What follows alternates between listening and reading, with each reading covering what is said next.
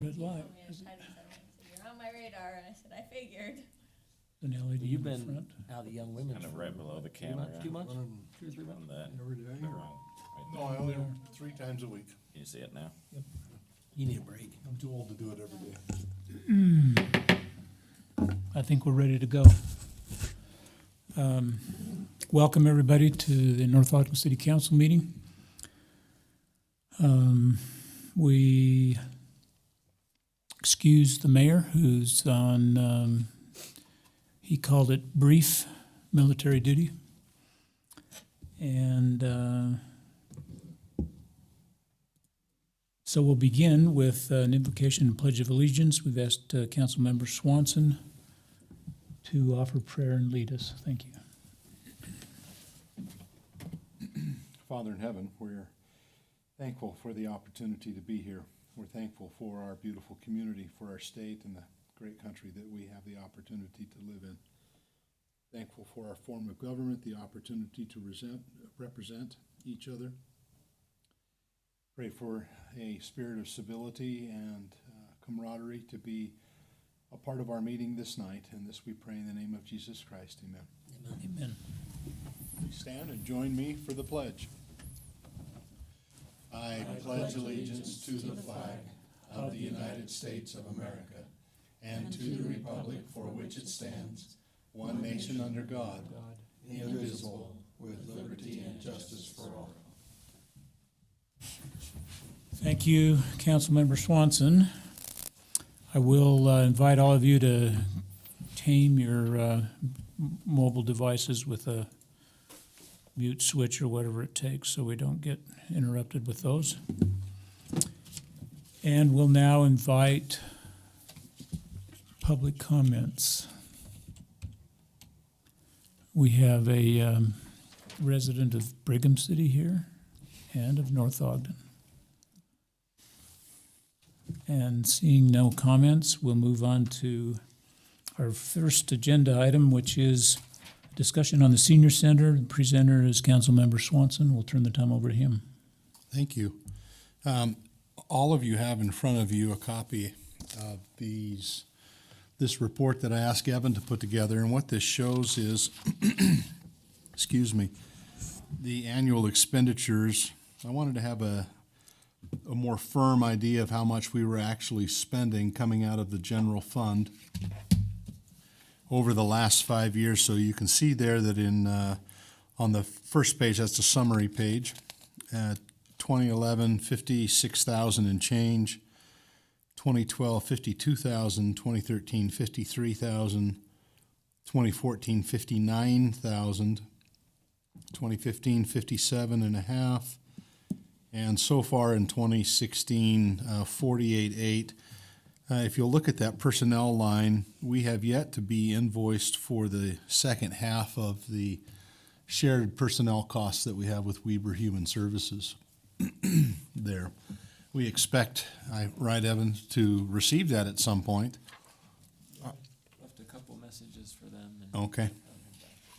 So that's where it stands. The following pages are an itemized accounting of the bills that have been paid, and the amounts out of the general fund to support the North Ogden Senior Center. So it varies from everything from Comcast cable to, I'm assuming Vanguard Cleaning Systems is a monthly cleaning service that comes in. Tiffany, are you aware of what that is?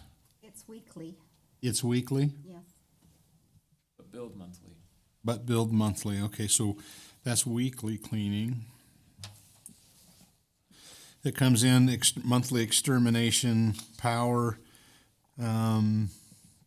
Questar gas. There's some fire equipment. I'm assuming those were probably for extinguishers or something along those lines. Mountain alarm. There's some Whitehead wholesale. I don't know what those were for. Sunbelt Rentals, Wasatch Plumbing. Anyway, I wanted everyone to have an opportunity to take a look at just exactly what it is the general fund is asked to take care of at the North Ogden, the Northview Senior Center. so that we have an idea of whether or not, some information to decide whether or not we want to have further discussion about how that is taken care of, who is in charge of the building and takes care of the reservations and all of those kinds of things. I know Mayor Taylor had brought up at one point some discussion about whether or not there would be continued participation with Weber Human Services on the personnel piece. I haven't heard anything further about that. Reiterating the concern that I've had and expressed on numerous occasions is that this is probably, aside from the Public Works building and these buildings here, it's one of the city's most expensive assets that we own, to the tune, between land and building and everything else, it's a couple $1 million worth of building, and it's the only one that I'm aware of that is managed and run by a private entity, a private group, the Northview Senior Center 501c3. It's not administered by the city. Tiffany, I don't believe any reservations come through you, do they? Yeah, they do. All of them do through? Oh, I was not aware of that. I'm mistaken then on that. Okay. Then is my belief then that building is not under our control. Am I errant in that? It's under our control in that we choose who goes in there for the reservations. We For, don't, for the times that are available that the 501c3 group is not using it? Okay, okay. And they have priority, is that correct? Okay. Now, the other question that I have on this is, if a group of seniors who were not a part of their organization were to come in, do they have to pay a fee to use that building? Okay, so it's only that group that gets to use it at no charge? Okay, Well, no, yeah, the Zumba class isn't paying to use it. that's why I was asking. Yeah, there's one that's been going on in the mornings. Come in at 6 o'clock in the morning or something like that, they don't. John, do you know by Because they're all- chance? Yes, they do. Most, they do? They're there Sure, 3 times a week, Yeah. 6 to 7 in the morning. Okay, and they're not being charged? They're not being charged, they're all North Ogden residents. Okay. And most of them are seniors too, aren't they? Yeah, okay. Majority of them. So I'm just trying to make sure, that I have a full understanding of all of this. So any group of seniors then who are North Ogden residents, are they allowed to use that building at no charge? to my knowledge. Okay, so, So if there's a Zumba class that's going on, first I was unaware of it, but second, if they're not being charged, I would have been told was part of their senior activities, just an early morning. Oh, they didn't want the senior activity. We had to tell them they were gonna have to have a senior activity. yeah, there was some,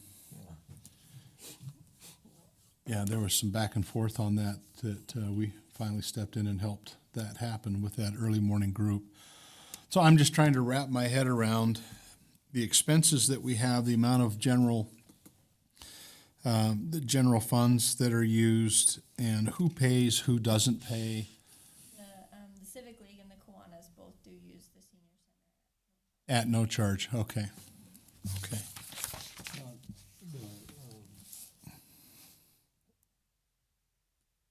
These things are things that are paid by the city. I mean, we pay the power and everything, right? We pay everything. So Yeah. we pay the power and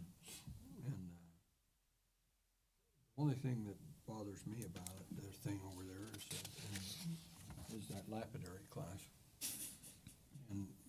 And well, there's, I shouldn't say just the lapidary class, but none of the classes, they have a charge for the things, but if they don't pay, they don't collect anything.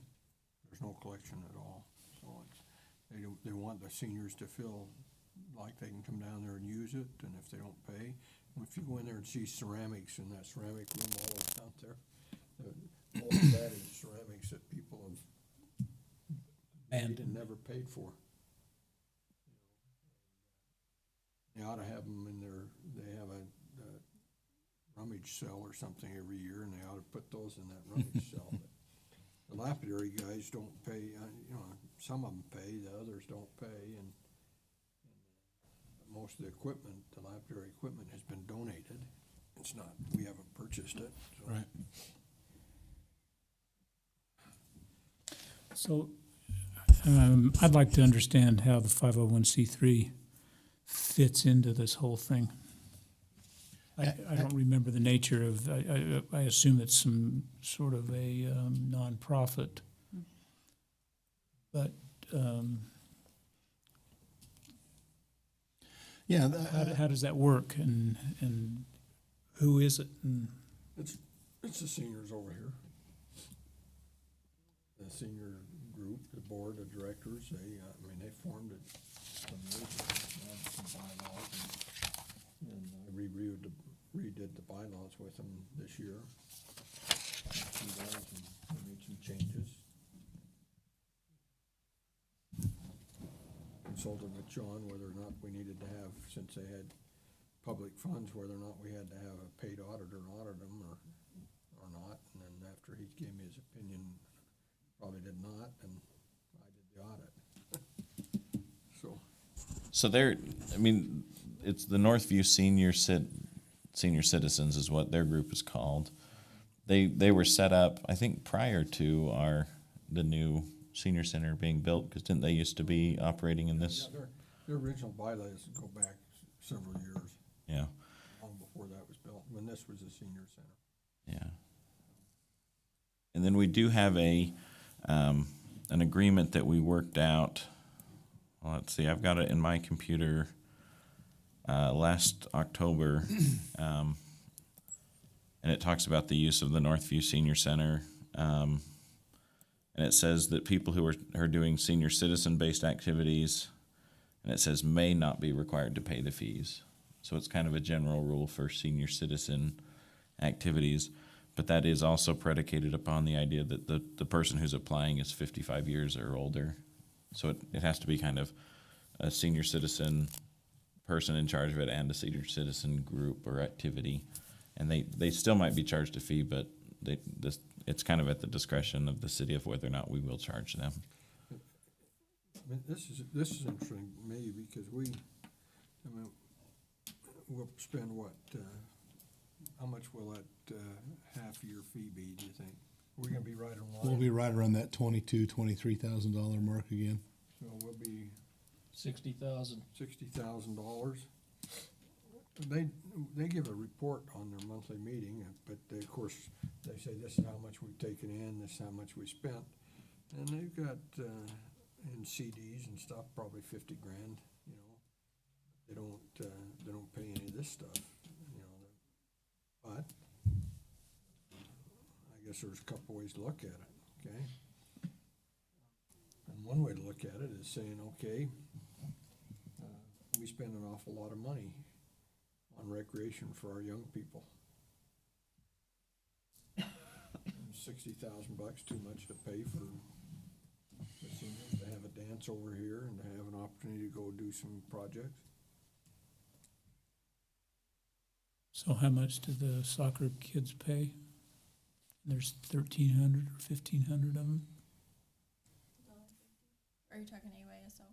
Yeah. $1.50 per person. So it's starting to add up, but that's not very close to 60,000. Well, and the other piece to remember too about AYSO is that there's no electricity involved. There's no, other than the mowing of a lawn, repairing of a sprinkler. You know, there's not heating, there's not plumbing, there's none of that has to be repaired. Lights, you know, there's part of my concern is that there is, I don't know what percentage, Tiffany, just guessing off the top of your head, would you think the Northview Senior Citizens Group occupies the time that's over there versus time that's leased out to other people for other events? 85% of it? So They have lunch there, almost every day. yeah, For people that are interested, they have classes there every day. right. They have a dance once a week, I think. Right. Wednesday or Thursday night that they have people come to, and so yeah, they probably use it most of the time,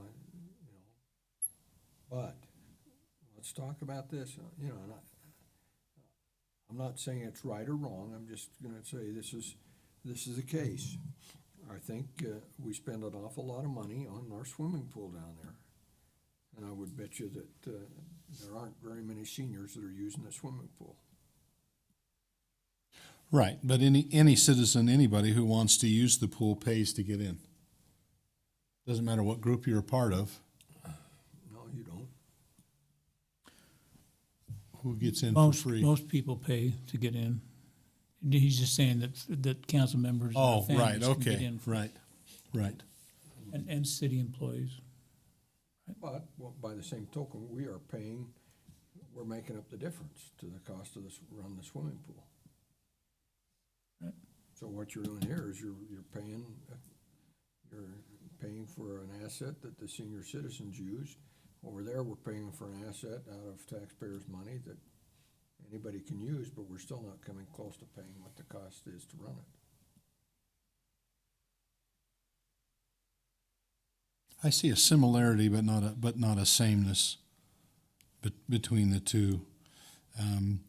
My overarching question is, I have no interest in limiting or trying to do anything to or with the Northview Senior Citizens Group. I think they're a wonderful group, and my in-laws certainly participated in a lot of their activities when they were here.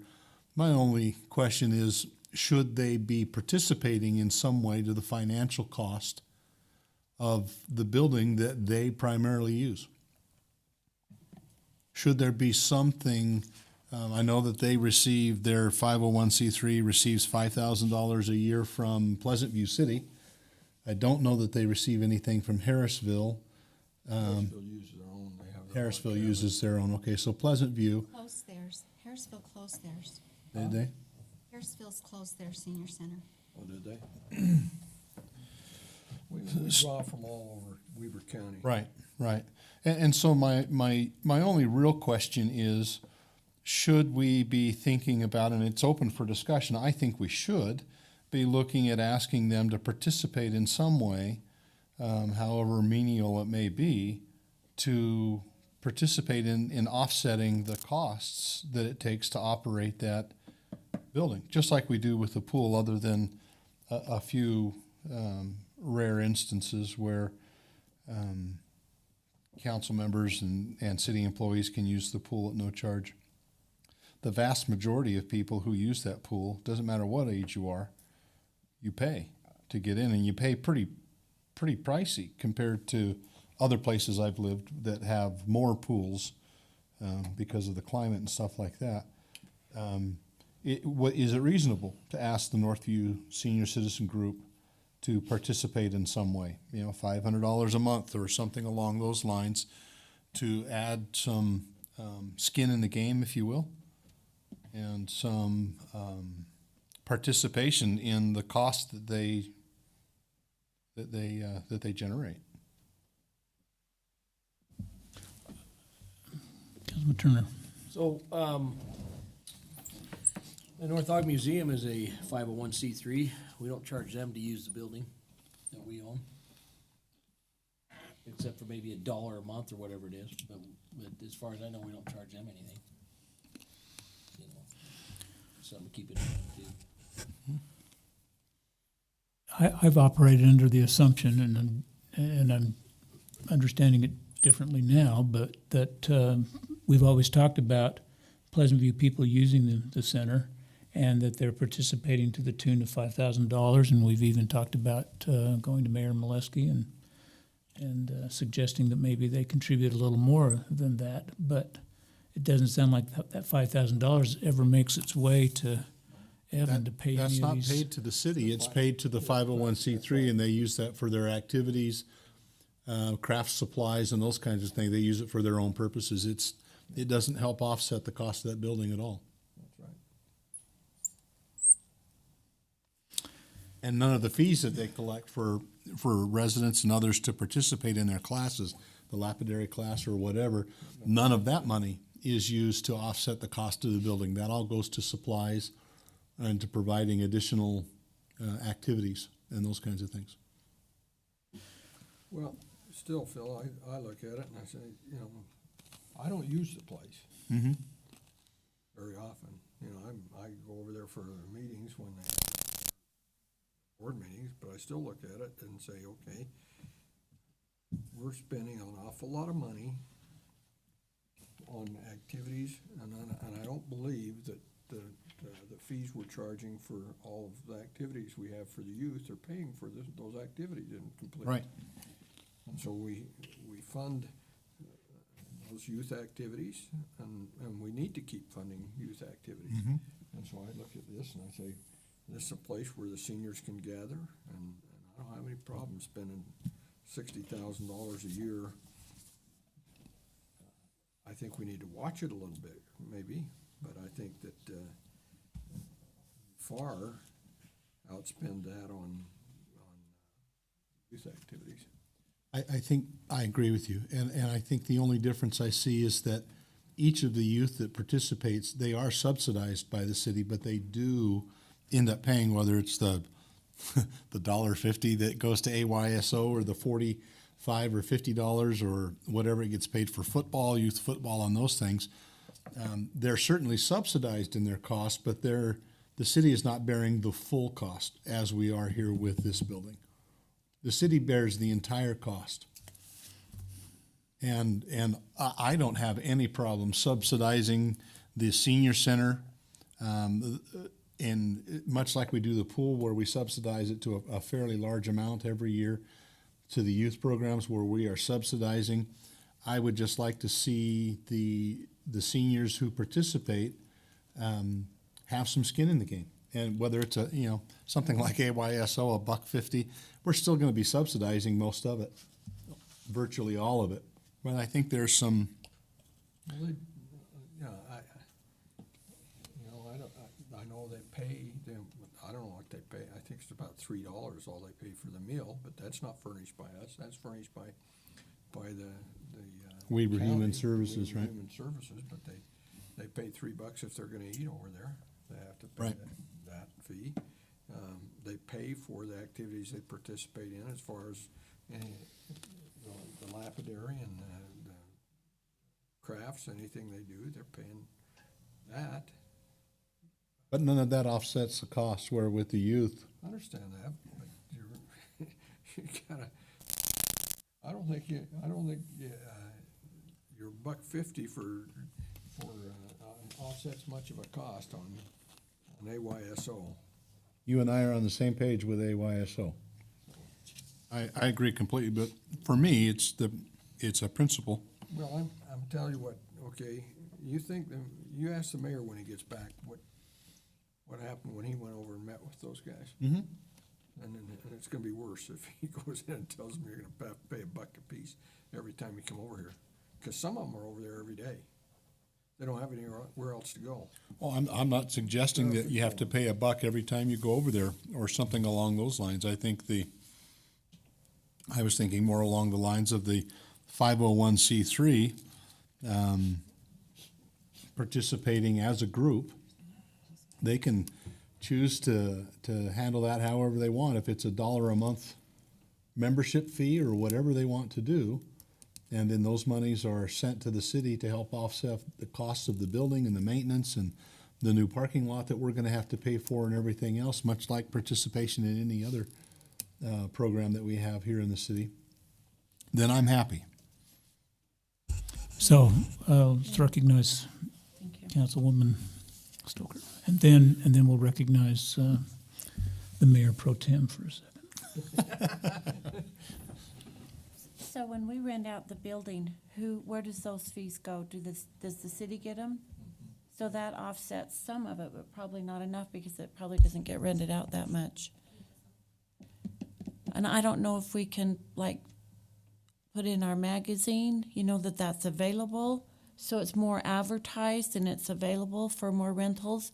I know one time we looked at raising it, the fees, and we got 0. So we went back down to So I don't think raising it does any good. I wouldn't suggest that, but I think maybe we could advertise more that it's available for parties or weddings or stuff like that to help.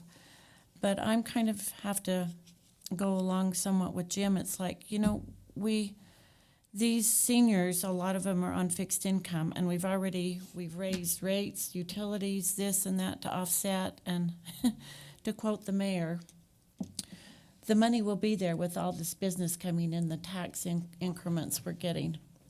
So I have a really hard time. I mean, it's just one of those things, you just bite the bullet, and that's what we do. The city subsidizes the senior center. I have no problem with that, and I don't think saying they have to pay is, I just don't think that's the way to go. So, parallel here, and Jim, you all can comment on whether it's a meaning or a fair parallel.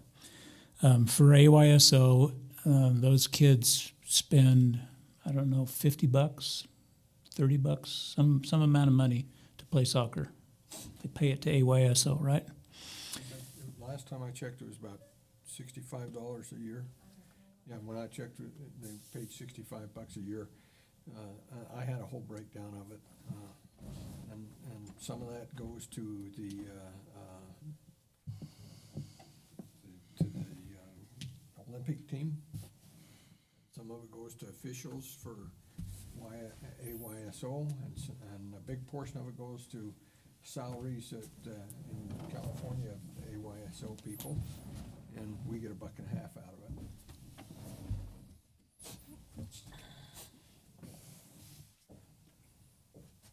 See that, so the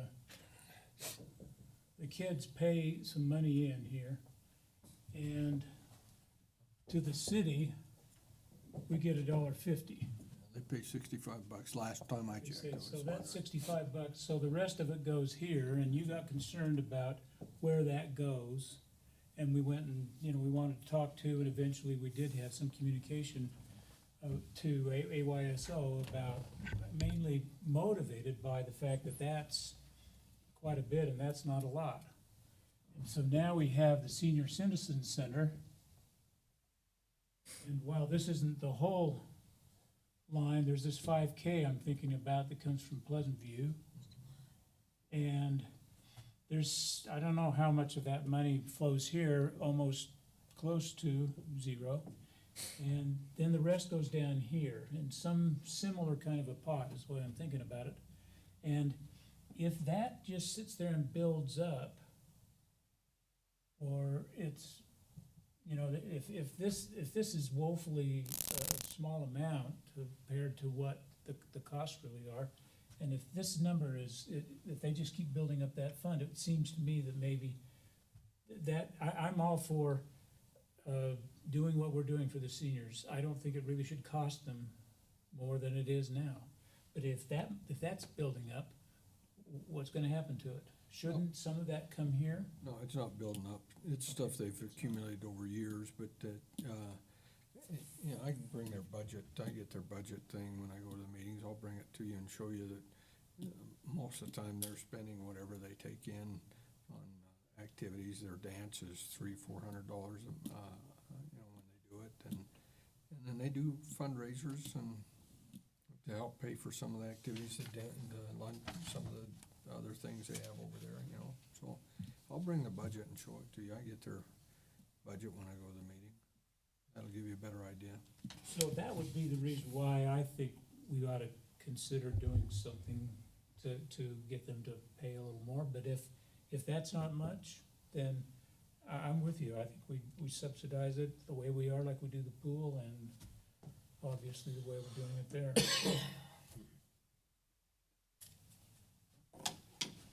Well, let's move to a future meeting where you can bring that budget. I'd love to. I'd also, if we can, I don't know if they even have this is something that's tracked. If they could tell us how many unique individuals use that on an average month. What is unique? They do. They get. Well, instead of I'm unique. the number of visits, where if you showed up 5 times, you'd be counted 5 times. Yeah. unique individuals where if you showed up 30 times, you'd be counted once because you're one person. And then Jim would show up once, he'd be counted as one person. So I'm looking to see how many individuals use it, not how many trips somebody walks through the front door. I want to see if they can even guess at that. Yeah, I don't know how they do have a report in their meeting every month about, how many people were there and different activities. Right. But I don't think they have it broken down to if Right. I came once and you came twice. I don't Right. think they have that. Yeah, I wasn't sure if they had a list where they keep track of who comes and who doesn't and those kinds of things. One of the things they do is they do go out and beat the bushes for donations and for furnishings for it. They go ask for donations when they need a television or something like that. I think they got a couple of televisions from Marcy Willie last year. Nice. Those things, but Okay. and they asked the city to put them on the wall, the televisions and stuff. I know that, but. Well, and I think we saw a need to have a screen, so we could project information over the last 2 or 3 years, and city did put that up, I think. Just don't put it up. Yeah, the one thing that, if the amount of money that's going into the 501(c)(3) is not, if it doesn't build up and accumulate a reserve of some sort, then the only other thing might be the discussion we've had about having other communities come and use the center and making that as equitable as we can. And 5K, 5,000 from Pleasant View is a good start. I don't know how to. They paid last year to recover the pool tables. They didn't come to us for that. They took that out of their money that they get in. So, Well, let's, Jim, if you can pull that budget and you sit down and go over that with me, and then we can bring this back to another meeting and or, if need be, and see if we can. I guess one thing that's concerning to me, and I don't know, and it's in their bylaws, so we'd have to get them, they'd have to rewrite their bylaws, but the board of directors, Pleasant View pays $5,000, we pay this, and they've got just as many board of director members as we do. More. If we weren't there, a couple of our members of the board of director aren't there, Pleasant View could pass whatever they wanted to. And they've given us $5,000. Councilman Turner. Mine is kind of off track on what we've been talking about, but it's still on the senior center. The fiscal year for 2016 goes from when to when, Evan? Goes from July 1st to June 30th, 2016. Okay, so how is this budgeted in? I mean, are we now currently paying part of, our fiscal year is from July to June. Is this fiscal year when we get the bill for their personnel? So that Yeah, bill, do you know what I mean? And we getting a bill now, which will be paid for half of this 2016. budget, but the last budget was actually paid out of the end of 2015? Does that make sense? so the missing bill should have come in June. We still haven't seen it. Oh, so they're 6 months behind. Okay, all right. So that's kind of was one of my questions. So your figures here, fiscal year 2016, is that from July 2016? This 48,000? July 2015 through June 2016. So the last 6 months don't show up on this report. The last 5 months. Yeah, July through now. Okay, thank you for clarifying that. And then, Phil, when you started your presentation, you made a comment, and this kind of, you mentioned that this is the only building in the city and the only entity in the city that is managed by a outside source. So I guess my question for the council here, and I'm not suggesting this, but my question is it something we want to consider? Would that $22,000 be worth considering looking at maybe having somebody in our run that thing rather than? It just seems like That's weird to me that an outside source is managing this. I'm not saying it's wrong, I'm just saying, is that a, When we say an outside source manages it, the salary and everything is paid, but we pay part of her salary, Zella's salary. We don't have any say whether we fire her or whether, she, I don't think we even have a say in what her benefits are or anything.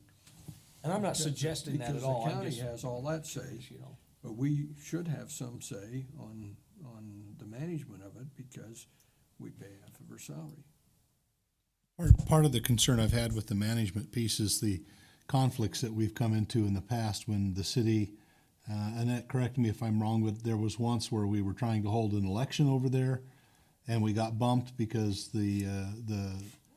this private group had something else. I mean, it's a city building owned by the city, paid for by the city, and we had conflict, and we ended up doing the election in a different way, a different place. There have been other city functions, and it seems that we are at the mercy of that nonprofit group and their management as to whether or not the city can even use its own building. And that's part of the problem that I have. It'd be like if we had a family that wanted to use one of the parks or one of the Boweries at the park, and we had to go to AYSO for permission to use our own Bowery. And AYSO said, no, we're having games that day, we're using the Bowery, you can't rent it out. I would have a problem with that. And that's part of the issue that I've had with the conflicts that we've come across in the past. I don't have a problem with anything that they do over there. I do have personally a problem that they control it when we're the ones footing the bill. We built the building, the citizens of North Ogden bonded. It's one of the few times that this city's ever bonded for anything. Bonded for a couple of $1 million to build that thing. No? We didn't bond. That was a grant, wasn't it? We got 700,000 in grant money to match, but it ended up costing the city about 1.2 million. Okay. And the city paid It was cash. paid cash, not Yes. bonded? Okay, I misunderstood. If I'd been told it was a bond. If you go over these seniors, the senior citizen board meeting and you tell them that we paid for the building, their attitude is, you wouldn't have got that bond if it wouldn't have been for senior citizen, or grant if it wouldn't have been for senior citizens, The city applied for the grant, not the senior citizens. Well, but we used the senior citizen center for, That was the, As a way to like get the we get the money Right. for the grant up Right. to do Right. the water system. And I understand the stickiness and the politics and all that kind of good stuff. I'm still just not comfortable with when the city needs to use that building for a legitimate city function, or that there are other legitimate functions that building needs to be used for, that we are having to go to a non-city entity to ask for permission to use our own facility. well, I don't look at it as we're asking for permission to use it. I think we're looking at the schedule to see if they already have something scheduled, we know they have isn't that dance weekly that they have? I think it's once monthly. Yeah. But- I but they don't- think I back- mean, what they're saying is, look, if we have something that's already on our calendar. Right. Then yeah, we don't wanna let you use it at that time. And so I think that we need to coordinate that calendar, and it needs to be coordinated centrally, and And it probably Tiffany, is, isn't it, Tiffany Tiffany? coordinates that, and she does they do a good job. It's gotten better. It Don't has? you think it's Okay. gotten better, Tiffany? Yes. Yeah, I think Zella is in contact with you, and if the city, I think we as a city need to, if we wanna do some of these things like over here, then if they have something scheduled like that monthly dance, then we ought not to interfere with that. We ought to schedule it on another night. What started this all for me was the election piece. And when we were told, no, you can't have the building to hold an election, I thought there can't be anything that the seniors are doing, a dance, a dinner, I don't care what it is, that would take precedence over holding an election.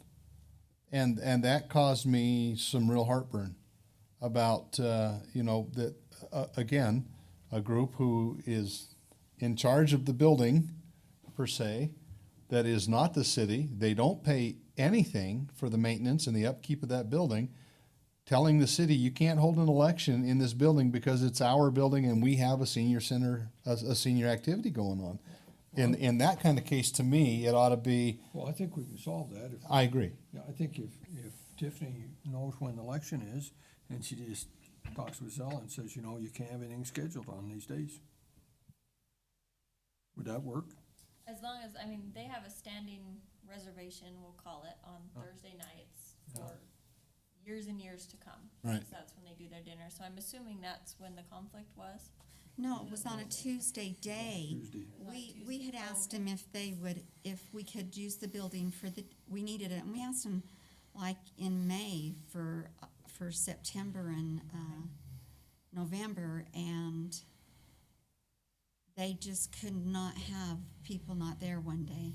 That was a couple of years ago. Yeah, and that's what started this all for me, was that, again, you know, an election, a couple of elections that we're being told by a private group, you can't have your building for an election because we just can't cancel any of our activities for that day. And I found a real problem with that. And, Well, I don't blame you, and I think that we can work through that with scheduling. I mean, if you know when election days are, we could just tell Zella, you know, the building, you can't have activities on this day or something, you know? I believe that's what happened. was is that what came out of that? We said we needed to have the building for September, Yeah, and they said, well, we have activities planned. And that would be their daily activities, so Monday, Tuesday, Wednesday, and Friday. They have morning to early afternoon activities, and those are just set, you know, in our schedule. Right. We assume that they are there Monday, Tuesday, Wednesday, Friday mornings, Thursday evenings, and then 2 Saturdays out of the month. And I believe that's what happened, is we said we need to have an election on this day, it's a Tuesday, it's in the morning, and they said, well, we have activities Tuesday morning. well, I wouldn't mind I'll take that to the board and just say, hey, when there's election thing, we just think you need to be willing to cancel your activities. Well, and there may be some specials, I don't think that's gonna be a problem anymore with elections, because we do vote by mail, right? and the But only. I would like to see some understanding, I guess, that there will be, from time to time, unannounced or not unannounced, short notice given that there's some city function, whether it's an open house that we need to hold because there's some big thing that we're trying to do as a city, that there's something as a city that we have the right to come in and say, we're sorry, and it's one of these rare once every 2 or 3 year kind of occasions, but we have to have the building on this day for the entire day or at this time. And whatever the senior group has planned has to take back seat for that. Again, it's not something that happens, an election, you know, an open house, something along those lines where we've got to get something done and we have to have that space for it.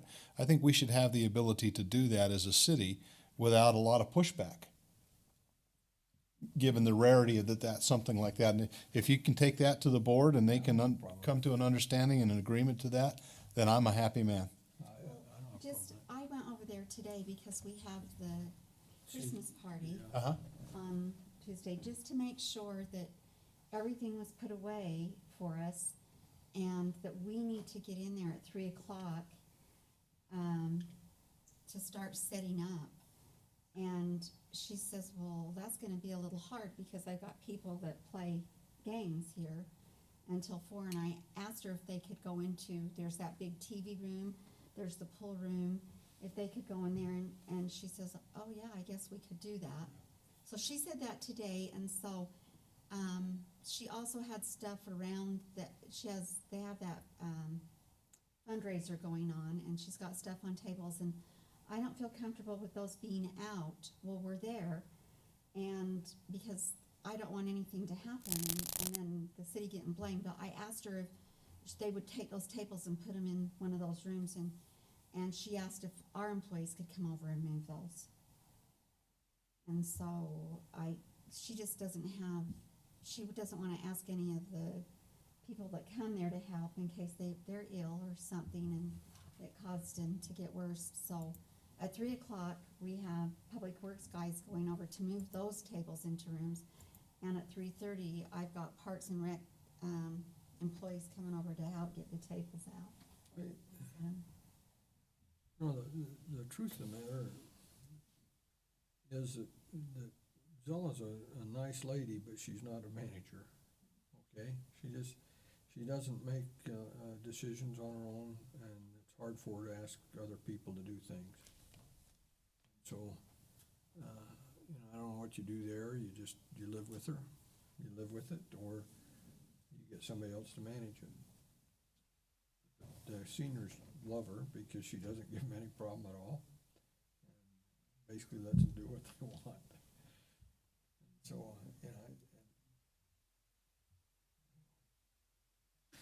Well, it seems that the situation is improving, aside from It does all sound the that way. money things we've talked about, the issue of them being having a little more give and take when there's a city function. It is the biggest building resource we have to. one thing they do How's pay it? for, Phil, is I guess their fees would pay for if they come, and I'll have to look at the budget real close, but they do pay some instructors to come there and give the Right. classes. And so, they do Right. foot that cost of, What's wrong with that? I've taken more than enough time tonight on this, and yeah, Cheryl wanted to go home and say. I'm glad to hear that things from Annette and from Tiffany, that the cooperation, the give and take is better than it's been in the past, and that's been my primary concern. And if that's improving, and you can go to the board and just, we can have an understanding that there may be rare times where we have to come in and say, we got to have the building on this day, and there's no ifs, ands, or buts about it, we have to have it, then I'm okay. Well, in most cases, we can do that with some advance notice. Right. It's not like we need something tomorrow and they Right. don't have any time to inform people over there. Yeah, it would almost never be that way. So you feel like there's adequate yes. closure, and Yes. the follow-up is that Jim's gonna Jim's get gonna- together with me on the budget and takes the give and take back to the board. okay. Good. Any other comments? We'll move on to item 3. Thank you. Thank you, Councilman Swanson. Jonathan Call, our attorney, will present on the chalk art. We expected maybe some people here. Well, we just, we thought there might be a discussion. This is a little bit of a sensitive topic because, the Chalk Art Festival was put on, in honor of someone this past year, and their plan moving forward is to continue to do it in that same person's name. As we've talked about it, on the staff level, and this is the reason we wanted Tiffany to be here tonight, even though she was very helpful on the previous item. From the city's perspective, is we don't really see this as a city activity. It's more like the Easter egg hunt or like the Kiwanis breakfast. It happens, we call it like the North Ogden breakfast or things like that, but it's not really our activity. We just contributed some money to it last year to kind of get it kicked off. And Tiffany can speak for herself, but I think that the impression that the staff has is if we try to switch it every year between groups, the activity will die. It's kind of a, and if we think there's an opportunity for other groups to do activities, we should pick other months of the year or other, weeks or something and do activities to help other, groups as well in the same way. And it might be a better opportunity for the council to look at how we're going to contribute to these types of activities so that we treat everyone fairly, as opposed to trying to kind of circle the sponsor in and out of the various activities. Well, I think you need to face, I think I brought the thing up, John, as a citizen. I stood out there and brought it up. And that is that if we have someone come to us that there's another organization and another charity and they want some similar treatment, we better be prepared to give them equal treatment. Okay, and again, I don't have anything against the group that we gave it to. I just think we need to have some kind of a bylaw written or some kind of a guideline written as how we're gonna do these things. And so we don't just have somebody come in one day and say, well, gee, you Yeah. do this, you help to pay for that activity to benefit this one. Now, here's my favorite charity. Yeah. Well, and so this kind of, in fact, this piggybacks a little bit to what we talked about just barely in agenda item number 1. I mean, we wrote the policy for the rental of the senior citizen facility to essentially say every senior citizen group will be treated the same. You know, we're not going to charge them fees for the Zumba class or things like that. And so I think you're exactly right, Councilman Uri. We should establish a policy on what are we willing to contribute from the city's perspective to get these things off the ground. And you might ask Tiffany some questions about that type of stuff and what she thinks is appropriate. It's hard to budget for things unless we know far enough ahead of time, and maybe the council says, well, we don't want to ever budget it because if we've got bleachers or chairs and things like that. But you know, I mean, those are the type of things for the council to talk about. I think yeah. So the Chalk Art Festival was not first initially proposed for charity.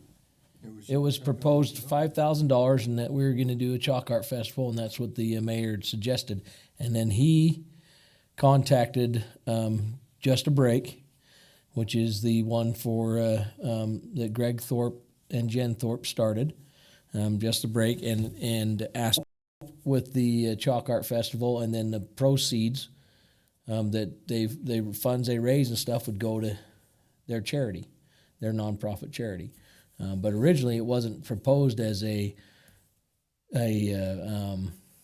let this charity run the Chalk Art Festival. It was a Chalk Art Festival, and the mayor even said in a meeting that the reason he picked Just a Break is he knew that Greg Thorpe could get enough people to help run that festival. We had no idea. Cheryl and I sat on that committee from day one. We had no idea how many people. In fact, I think we were talking we were lucky if we had 20 artists and a couple, 200 or 300 people show up.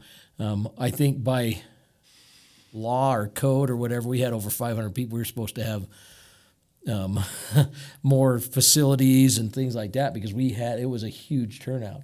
They've already got the date scheduled for next year for the Chalk Art Festival, and they've already had a commitment of like 100 artists, is what Greg did. Did he tell you anything different? That's what 100 artists that are chalk art artists, and they've already had schools contact them, say, hey, we want to do this. So I think it's a great festival. I think it gives great exposure to the city.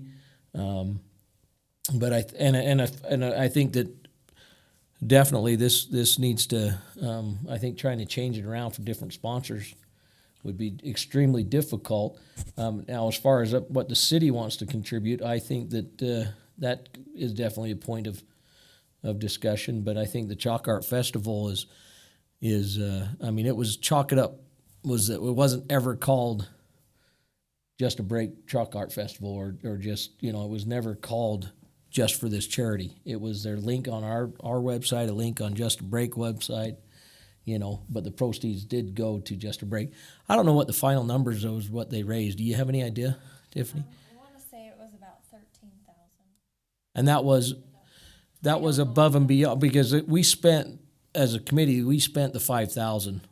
And I don't know Yeah. if that 5,000 was included or if they raised 18. Do you remember, Cheryl, if, No, I don't. I have the stuff at You oughta home, but I know. didn't bring up.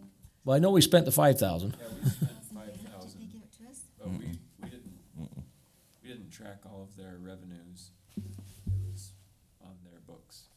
Well, my experience has been, as I've been involved in things like this over the years, if you look at what the guy that owns Burger King's, John Gullo? If you look I what, like to eat burgers, but that's. yeah, John Gullo has a foundation, and he puts on that deal down at the city, or down at the stadium every year, the demolition derby, and he donates that money to that money goes to charity. Those people are involved in it. But I think we need to be careful that we as a city are choosing charities and giving money to them. You know, if they want to come in and do that and they want to be the guys that run it, instead of the city employees out there running it, I don't have a problem with that. But when we start using the city employees, then we're supporting the charity on behalf of taxpayers. One of the reasons I thought that we did Chalk Art Festival in the first place had an economic development kind of a objective. to That's where the budget was put into, economic development. That's where the mayor asked for it. And I can envision the value to the city to have a few more activities. I think we need to be judicious about. We can't have them every other weekend, or maybe we can, but having those kinds of activities brings people into town and gets our businesses used and that sort of thing. So the one concern I have though is that if others come, we have talked about, or you've mentioned that if we're going to give money, you know, we gotta if a charity shows up, Jim's point's well taken. How do we need to have some guide as to how we handle that. And then beyond that, you know, there's some activities that go on in San Francisco that I'd never want in this town. And so we need some guidelines, some kind of standards, and to anticipate that, if we anticipate that kind of thing, so we keep the kind of activities that really promote economic development and are consistent with the values our city has. Phil? For Evan and Tiffany, the $5,000 that the city spent, was that given to Just a Break Foundation? It was, okay.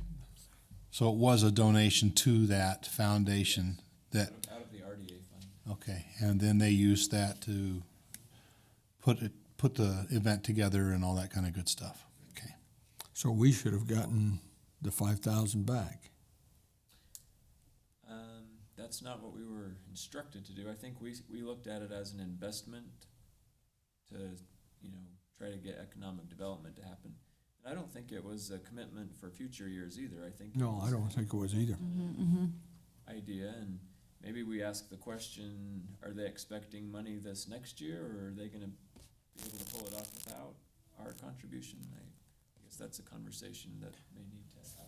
Well, the fact that we gave the money to them lends additional credence to what Jim is asking, and that is, you know, what do we do when another charity shows up and says, hey, Just a Break got $5,000 and we'd like to put on something and we'd like $5,000 in seed money to help that happen. I think Tiffany? Go ahead and finish. Oh, I just think we need to be prepared. How are we going to handle that kind of a situation? Some kind of policy or procedure that we have in writing, not only for how we handle that, but the types of activities that we're willing to consider as a city function as well. Which is where I think Jim Urey was going when he Yeah, brought it yeah. up some time ago. You know, I'm going from this, well, I want to hear what you have to say first, Tiffany, and then I'll say something. And then else. Carl has something to say as well. Go ahead, Tiffany. I just want to say to Carl's comment, you know, with Just a Break aside, the city had set $5,000 apart to do this Chalk Art Festival. Right. There likely in a first year event like that would not have been any kind of return on that because of the attendance that we get. So I think the size and the scope of the event that you saw was due to Just a Break Right. Foundation. I also think it's a little bit different in that the city set the event, a Chalk Art Festival. We set, you know, the month, the idea of what we wanted to happen, and that was all done before a nonprofit was part of that. So the funding for it, it wasn't like they came to us and said, hey, can we put on this Chalk Art Festival and will the city donate to it? It was very much backwards from that. The city said, we want to put $5,000 towards this event for the city, and then realizing that, you know, we can't do that with the staff that we have right now, and in order to make it what we wanted it to be for economic development and exposure, we needed to have some help with that, and that their foundation was able to do that. I don't think you would have raised anywhere near $13,000, say if that's their number, for the city running it. I don't. Their turnout for the race that they had was almost as big as our Cherry Days run, which is a run that's been going on for 20 plus years in the city. So I don't think, if we were to run the city itself, this festival next year, I think you would put 5,000 into it and you probably would not have a return on it for at least a couple of years, because we're not able to grow it like they had. We don't have the outreach that their foundation had. So I think it's a little bit backwards how it happened, because the city planned the event and then let them execute it. Council? And I just also want to say on the accounting end of it is, because we talked about it in our committee meeting, and we talked about how we're going to pay, how this $5,000. And so we Cheryl may remember this, but the mayor and myself, we were in the meeting, and Greg said, how do we do this? And all the invoices came through Just a Break, and then they turned them all into the city, and the city gave Just a Break because Just a Break had already paid for them. So they reimbursed, like the T-shirts, rather than the city write all these checks to all these different entities, Just a Break did, and then Just a Break gave them, and then we gave them $5,000. Cheryl, that's the way I understood it. Is that the way you understood it? So it's not like we just gave them the $5,000 without them turning in the receipts for it. Sure, I Okay. understand. So that. just that's how it wasn't like we just, so here's $5,000 and spend it how you need to. Well, let me just go back on some history here and tell you how we can run into trouble on these things. Ogden Pioneer Days, there's not a soul, hardly a soul that doesn't like Ogden Pioneer Days celebration. Ogden City foot the largest part of the bill for that until Matt Godfrey became the mayor. And Matt Godfrey became the mayor, and he said, we're not going to subsidize that thing anymore. And so Spencer Eccles was president of First Security Bank at the time, and I was the chairman of the Pioneer Days Committee, and he called me up and said, you go tell that little mayor, Matt Godfrey, that we're not going to give any more money to the Eccles Center if he's not going to give us any more money for the Pioneer Days. So I went down and told Matt Godfrey that, and he said, so what? I'm still not going to subsidize that. And he quit subsidizing it. He gradually quit subsidizing it. But guess what? It's run now by a foundation, and the only participation the city has is policemen there and stuff there. They don't pay anything for it. And so we got to be careful that we don't run these things and keep funding a foundation that's trying to raise money. Let their foundation board run that. I mean, we've given some seed money, now let the foundation start running it. I like your idea of a gradual, and maybe that's something the city looks into, instead of having people come to you asking, we want to do this. Maybe the city picks a couple events that they would consider acceptable events, and when you would like to see them happen, and what you're willing to put towards that if somebody can come run it, and then let them come to you and say, we have a nonprofit we want to do, and you say, well, the city accepts this activity, and this activity. These are the ones that we're willing to help with as city activities. And to Jim's point, one thing I like about Jim's point is as far as maybe, stepping it back and stuff. When I was first on the council back in 2008, I think that's when I got swore at. If I remember right, Annette, and you may remember this, in my head, it seems like our budget for Cherry Days was, and I'm going to just throw a number out here because I can't remember, like $60,000. And then all of a sudden, that's when the economy tanked. And we cut our budget down to like 10 or 20 grand or something like that. We cut out the pageant. We cut out all these things. And now our budget is not even $60,000 yet on the city, on Cherry Days. And that's when we started using volunteers to help with the parade, people and stuff. I don't know what you call those, parade monitors, I guess, or whatever. And we started asking for a lot more community input and having the community help set up the tents and, the canopies and stuff. And so that kind of like you're talking about, Jim, is we gradually got down there. And I thought that was, it was a hard thing to do. In fact, we even toyed with the idea of not doing fireworks, because the fireworks was like 15, 20 grand or something like that at that time. And that's when we started getting a bunch of sponsors, because we used to not have sponsors, did we, Annette? So, so I kind of like what you're talking about, Jim, and maybe we get a gradual step down. I have not, I speak to Greg probably, 2 or 3 times a month. Lynn probably speaks to him a lot more. You're in his ward, I think, or something, but, I have no idea, if they're asking for money this next year. He hasn't said anything to me either way. I don't know if they're counting on it either way. I honestly don't know. I think the festival was fantastic. I was blown away on how big it was. I mean, I think we had like was it 60 artists or something like that? And I don't even, if we got 100 artists, I don't even know if King's Plaza, or it's actually North Ogden Plaza, could handle it all. You know? I think the So- activity was a good activity, but I think that we just need to be careful as we go forward on it. That we I like don't- your idea too. That we don't just keep increasing what we're gonna pay on it. Phil?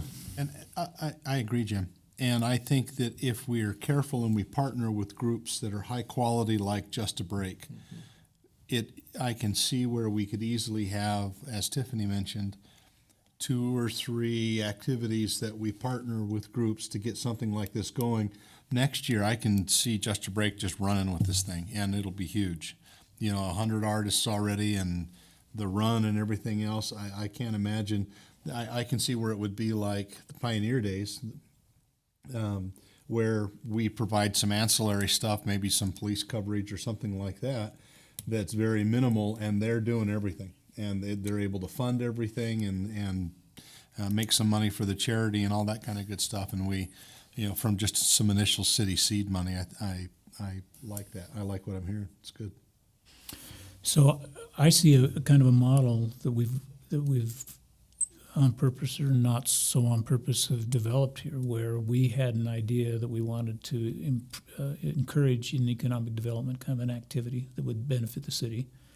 And we came up with the idea, we scheduled it, and then came in this charity. I think, for one thing, somebody needs to ask Greg whether he's expecting anything, because we haven't budgeted anything. And the concept of kind of phasing out, I think, is a good idea. But I think we should keep complete control of these activities, rather than the model where anticipating, how we're going to handle a charity that comes in and we gave them $5,000. We'll say to them, that's not the way we're operating here. Right. We have, like our city general plan, we have the idea of a couple of more activities that we want to build into the North Ogden schedule, and we'll do that on purpose with some seed money perhaps. And I can already see there's an embryo already in the incubator there with the amphitheater. We have funded some of that. We have a park, it accommodates, and eventually that could become a nonprofit. And so also could, I think somewhere along the line we've talked about Cherry Days becoming that. It could. But again, we want to keep control of what activities we have. And for the Cherry Days, I want to be sure that it's always successful. We just don't want to let that one flop here. So we're ready to step in with whatever resources we need for that one. And I think just on your point about how the city has to will have to participate in some form or another, no matter what, with Cherry Days or with the Chalk Art Festival or some of these other events, because the law requires, if you're over 500 people, isn't that what the health department, you have to have a on staff police, and you have to have so many porta-johns and a first aid or something like that. So there's certain things that you have to meet anyway, which would require, a police officer to be there and stuff. So there will be some participation almost no matter what when it comes to those things by the city, even if it becomes like Jim mentioned, the Pioneer Days, police are there, so. Yeah, the city doesn't dole out money to it, but they have a good support system, so what's happening. But I just, I know Greg is teaching a class tonight, but I texted him to see if he was looking, I haven't heard from him, but if I find out if he's expecting a contribution anyway. We won't say amen to this meeting until we get an answer, probably.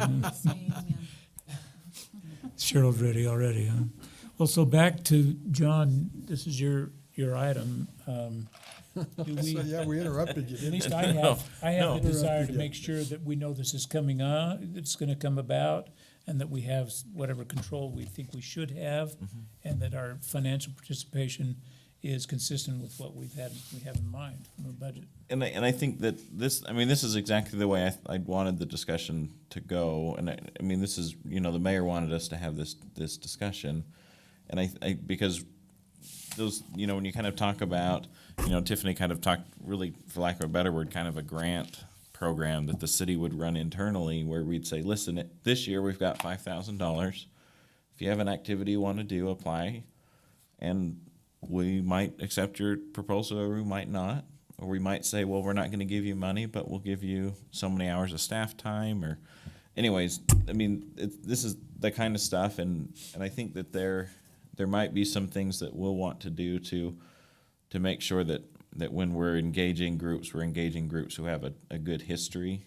And so I'm thinking maybe we say, you have to have been a 501c3 or an organization for so many years, so that we can look at a little bit of their history and make sure that we're signing on with a group that we, or that we're And so there's some things like that I think have kind of come out of this discussion that I think are helping my thought process, and I'm hoping Tiffany's as well. I think this is on the same line of what our discussion is, but the play that they did, is that something that we the city flipped the bill for that whole thing? And did we break even? Did we lose money? We lost money. And what'd we have in there? Put in, I think, 16 and 12, so roughly. So we lost roughly 4,000 on it and stuff. So is that's the same line of thinking? Or is that something we still want to think about continuing, or is that the same conversation we're having, kind of, sort of? Can I just, if we want these things to be things that are bringing people to our city, then we need to, you mentioned you've got a date planned for the chalk art thing. I think we need to go with the same type of weekend every year for that. When you go to Swiss Days, they don't change that to the 4th of July and then to the Labor Day. It's the same weekend and that then makes people plan their calendars. Hey, we're going to this. Just so you know, it's around the same time. It's like within. Well, but I within a think few days as of you're it. planning, I would say, look at that and say, okay, we had it the third weekend. Let's have it the third weekend again, and let's keep it on that schedule. To get Let's have the people. play when it doesn't rain. And I was a little, I was watching closely the dollars on that play. Yeah, you- And I think I told you all here, and I told Tiffany too, that, that was a good deal. That brought the community together. That was and that's one of those things, maybe like the senior citizen center, you gotta spend a little money to bring some people together and bring some camaraderie. And I really believe that, my personal opinion is that play, when there's an amphitheater, I think we can get people like Homer Katrubis and Gil Miller and people like that to become annual sponsors of those things. So, do we have anything going for an amphitheater event this next year? We're looking into an event with the Barker Amphitheater Committee that we've put together for events. They're not meeting again until January, after the holidays are over. So we're looking at that. We're looking at talking to Fremont High School's theater director. Mark Daniels will be out of town. He'll be in Europe next year. And he also asked for a break, too, to not have to do it every single year. But we're looking at asking Aubrey O'Brien. She's in our ward. If the council remembers, I brought that up to you, that if you wanted to do a melodrama and ask Fremont, because the Parks and Trails asked for that. Nobody answered. Good job. Imagine that. If we want to do a melodrama, is that what you said? Mm-hmm. And have Fremont High put it on? The drama department would do that. I really liked the idea of that we ask people from the community to be involved in that play. Aubrey O'Brien lives right by, she's in my ward. Who? The director of Fremont. So she can open up auditions too. Yeah, I think that's really good to open up the auditions to It's the fun. to members of the community. She does a good job. Aubrey does a good job. But they didn't want to ask until the council said yay or nay. That was the whole deal. So is there a question that's going to be formed for the council to answer on this, or which will happen after your meeting? And I would So need to you suggest won't have any, you won't have any idea what kind of budget or anything? I don't, for and it. the hard part about that, when I talked with Mark, it depends a lot on the show, on what happens. He said Joseph that we did at the theater was one of the lowest budget productions he's ever done. And to actually do it for the 16,000 that it was done was very incredible. He says he's never seen that before. They pulled really hard from the community. They pulled, from other schools. They rented costumes. They borrowed things. But a typical production like Cinderella that was done up here at the high school last year, it was over $60,000 to do that show. And so it just depends a lot on the scenery, on the props, on what goes into I bet it. your Mary Poppins was expensive. Yeah, and That it was all awesome. depends on what goes into the show, but I think as you build, tradition with having a show, you'll get better attendance. I think for a first-year production, it was very good. Stupid rain. Cheryl? Just for your, usually when you said that you wanted the Chalk Festival to be the same every year, it's that weekend before the start of school. And so it'd probably be around you're looking at August 17th through the 19th. The date's set for August 25th to 26th right now. what Which is it after So you're school gonna start starts, right? after school? Yeah, that's how they did it last year, is they I couldn't start- remember if it was after or before. Yeah, it was right it was the first weekend. Probably gonna have, Because I figured everybody would be in town. I think that'll be a better Yeah, weekend, okay. yeah. I'd forgotten which. And the August 25th, 26th, and they've already looked at the car show and the Chalk Art Festival too. Tell you what, that car show was, nothing to take away from the Kiwanis, but that car show there was better than the Kiwanis car show. There was a lot of car, I can't believe it. Yeah. It was good. A lot of times with those, it's the timing. Like our Kiwanis car show, my dad goes to a That's ton. pretty tough. And there are guys who go every weekend, and sometimes that show kind of falls on when everyone's having a car show. And those later in the season ones, it's kind of the last hurrah, and people really want to get out. And so, it's just kind of a, you just don't know how every activity is going to come out. I will say that I think from my perspective, at least, there will be some activities the city will always have to be in control of. We did try to kind of take Cherry Days away, and I think that the foundation that was kind of set up to run it didn't work. And so the city's probably, for the foreseeable future, going to be the main proponent on that. This Chalk Art Festival sounds like we can just about turn it over and be done. But like, you mentioned the theater or the amphitheater show, that's probably something that the city will always have to be involved in because of the money involved, and so there's just some things that the council will have to make decisions on as Tiffany brings us back more information. Well, I think that that theater thing's just gonna grow and get better and bigger and bring this community together. Yeah. So, That's an amazing venue. I did theater at Fremont when I was in high school and up at Utah State for a while, and I go to shows all the time. And as far as outdoor venues go, that was a really, really nice venue. mm-hmm. Can you sing Climb Every Mountain right now? No, because I'd be laughing, but I did used to sing and dance, and I do know how to tap and all that kind of stuff. Right So on. it's been a while. There's some rust in these joints, but So let me see if I can kind of sum things up. Go into this backwards, we're talking about the amphitheater, so we'll give the nod to Tiffany and staff to gather more information, have that meeting, and then come back to council with what you'd propose. And I think there's an element of support here to keep this thing going. And remember that there are some what's the arts fund at the county level, the ramp grants. This is a potential for that. There's some other ways to get the money to come together there. So we'll expect you to put that back on the agenda when you've got more information. And then these are some of I think we've all said this, that we rather than having somebody come to us and say, won't you give us your money because we're a charity and we're gonna do something, that we have a plan that's been thought out where and maybe we can put this on an agenda at a future time to talk about, like we did our general plan for the whole city. What other events do we want to have happen in the city and over what period of time, and maybe in the next 5 years, or 3 years, this is what we want to do. And then develop some of these standards and guidelines that address the concerns that Councilman Uri brought up.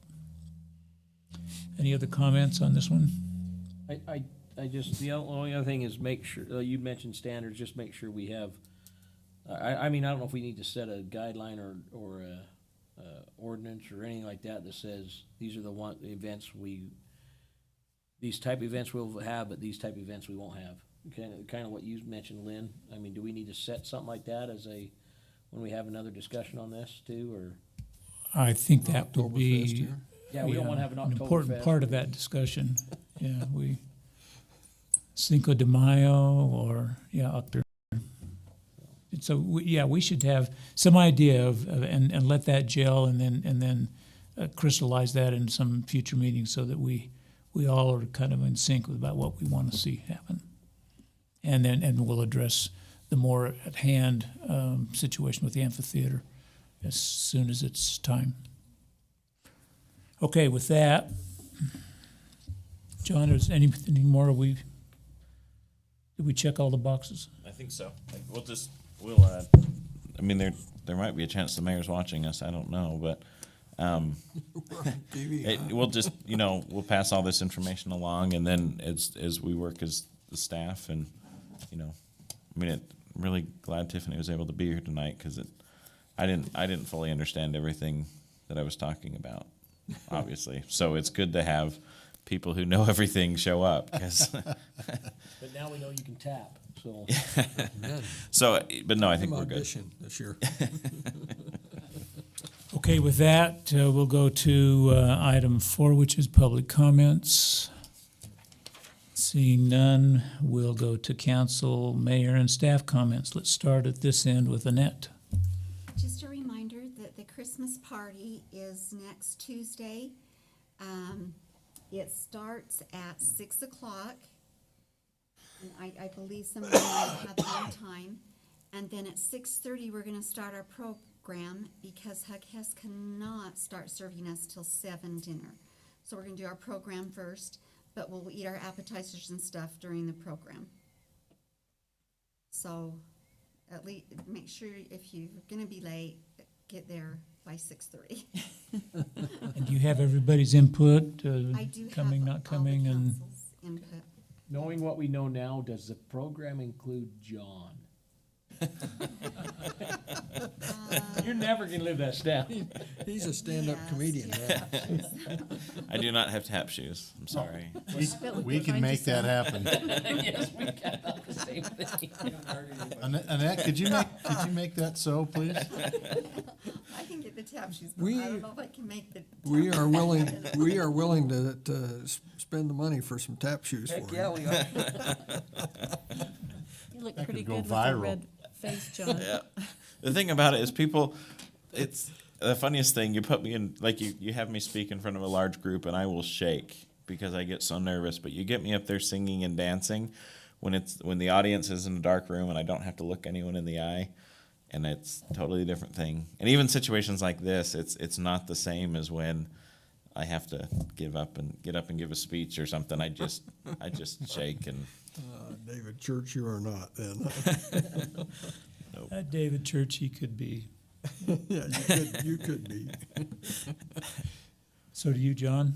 Any comments? So we, just to follow up on what we talked about last time, we have passed on the grant class to all the department heads, and we're hoping that we'll get some individuals to go and attend. It's on February 9th, so that we can learn how to write better grants and get more grants for the city. And then also, the Public Works has looked at that manhole cover, and it looks like they're going to have to chip it out and re-pour it with a lower ring on it. Dave did talk with the gentleman whose driveway it is, and he basically said the city's not gonna re-pour your driveway for you. You know, they poured it at such a steep angle, that's why he scrapes as he comes in and out of the road, and that's on the property owner to fix that. And then hopefully you all got your most recent connection, North Ogden Connection magazine. Anyone didn't get it? I'm getting two now. You got, okay. Making up for the first 2 months. I get one addressed to resident and one addressed to Councilman Uri. So we are, but it's been, this one, they went out, you should have got them just about the 1st or 2nd and maybe even the 30th. You know, Ryan, the guy who's doing it, is really trying to make sure it gets out early so that we get everything out there, and it's been a lot of fun. And I think Tiffany can say it's been easier on your department, not doing the newsletter, mostly not having to beat up the other departments for the information. But and we've got amazing feedback, at least from, you know, that come to the staff. So I hope, you know, if you hear of any concerns, please pass it on to us, and we'll make sure that's taken care of. Not necessarily a concern, but a question. They had said that they were gonna ask for, guest authors or somebody to write articles. Do you know if that's happening? And because I saw some in there, but I didn't know if it was the same repeats or anything, because Lynn wants to write an article. No, I'm just.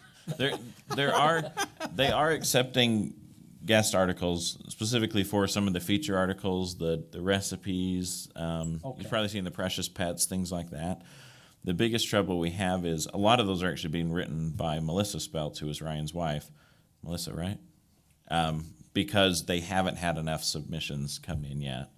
And so if you know anyone who has any inkling to do it, you know, I'm sure that Melissa or Ryan would be willing to work with them on editing the document for the publication. But, you know, there's a whole lot of stories out there that the residents probably want to hear that maybe we don't know, you know, that let's encourage our neighbors and friends to submit So stuff. I think another, because it seemed like they had some features in there, feature some residents, and I think if you would, I mean, I don't know if he'd be willing to, Jim Stegan, for instance, owns Stegan Auto. He's got a great story of how his business started and stuff, and he's a North Ogden resident. Mhm. Just, I mean, stuff like that, maybe I ought to send a note to Ryan Ryan Speltz. and just say, hey, contact him and see, and do some, is that what you're kind of talking about? Yeah. I think that'd be kind of Or fun. you could write the article. Oh, Jim's got a cool story. In fact, if you ever go down to his shop and ask him, tell him to show you around there, he'll give you a 2-hour tour, and it won't be a 3-hour tour that you won't be sunk on. It'd be awesome. I've had work done there, and I've had the tour twice, and it's Pretty cool, huh? Yeah, really something. He's got a lot of things in there, a lot of machine shop kinds of things. He's a real hobbyist, but he does really good work, and there's a story behind why that's, or how he brought that about. So let's go to that end of the table and work this way, Councilman Turner. Nope, just next week, we have our party, then we have Christmas, right? And we're not meeting again until the 29th or something like that, is that correct? We're meeting on the 20th, Oh, we are meeting on 20th? but not the 27th, right? Okay. So Okay. not in between Christmas and New Year's, So but we are gonna meet on the 20th, okay. 20th. I, for some reason in my head, we weren't meeting on the 20th, so, okay. Then I won't wish everybody Merry Christmas now, I'll do that next time. Just in case. That's it. Councilman Swanson. No. Tiffany, I just have one question for you briefly, just right after. Councilman Uri. Yeah.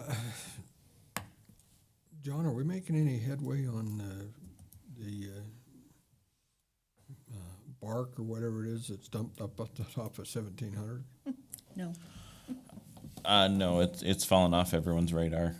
But we had talked with the individual there about possibly trading some land, because technically the city still owns it, for that, you know, that wall fence area, I think, you know, to make that intersection a little safer. And they thought they made some headway, and then it kind of died.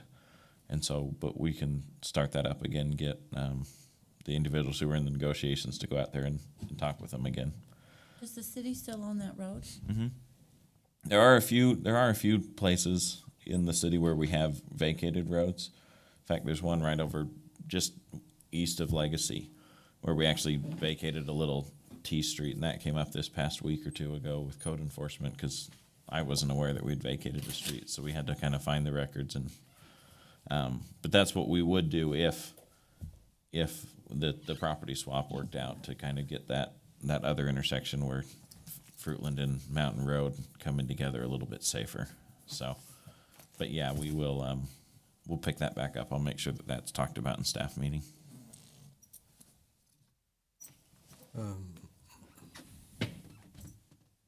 I think that's all I've got, except that, Tiffany, you're doing a good job.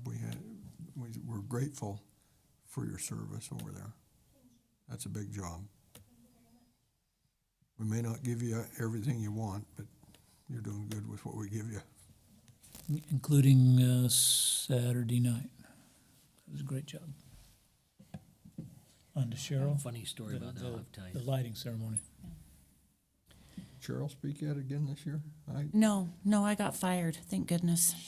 Cheryl did her part. Phil grabbed the podium. He did. Nice job. He did a really good Yeah. job. We are glad to have you back, Tiff. You were missed while you were gone. Just, John, with the magazine, will you is it Ryan? Mm-hmm. Will you let him know that my home phone number is wrong? I have no idea where he got that. Okay. So nobody will call you. But yeah, I should leave it, huh? Yeah, what's wrong with that? I called him and changed mine to Carl's. Call. We will get that fixed. It probably was on just his initial draft, and we need to just get it worked out, so.